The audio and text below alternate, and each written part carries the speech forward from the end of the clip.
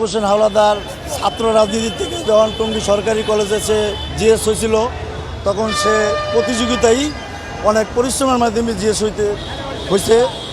জনগণই সাধারণ ছাত্রছাত্রীরাই তখন টঙ্গী সরকারি কলেজে তাকে ওই সময় থেকেই তার জনপ্রিয়তার কারণেই সে আজকে রাজনীতিতে ধাপে ধাপে মহানগর স্বেচ্ছাসেবক দলের দায়িত্ব পালন করছে, কেন্দ্রীয় একাধিক দায়িত্ব পালন করছে, জেল কাটছে, সে রিঅ্যারেস্ট হয়েছে, তারে পুলিশ গুম করছে।